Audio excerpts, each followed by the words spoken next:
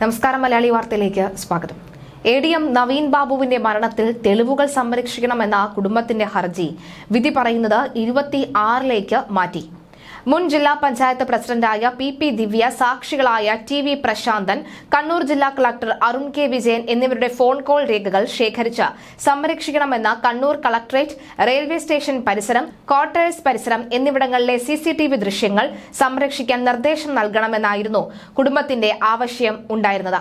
ഹർജി പരിഗണിക്കുന്നത് Kannur judicial first class magistrate കോടതിയിലാണ്. CBI അന്വേഷണം അടക്കം വേണമോ എന്ന കാര്യം 26-ന് അറിയാം.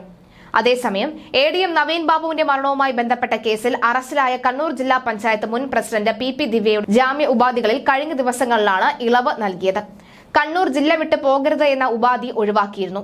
ജില്ലാ പഞ്ചായത്ത് യോഗങ്ങളിൽ പങ്കെടുക്കാം, എല്ലാ തിങ്കളാഴ്ചയും പോലീസിന് മുന്നിൽ ഹാജരാകണം എന്നതിലും ഇളവുണ്ടായിരുന്നു. PP ദിവ്യയ്ക്ക് ജാമ്യം അനുവദിച്ചപ്പോഴും ഉണ്ടായിരുന്ന പ്രധാന ഉപാധികളിലാണ് ഇപ്പോൾ ഇളവ് വരുത്തിയിരിക്കുന്നത്. തലശ്ശേരി പ്രിൻസിപ്പൽ സെഷൻസ് കോടതിയാണ് ഉപാധികളിൽ ഇളവ് നൽകിയത്. അന്വേഷണ ഉദ്യോഗസ്ഥർ ആവശ്യപ്പെടുമ്പോൾ മാത്രം ഹാജരായാൽ മതിയാകും.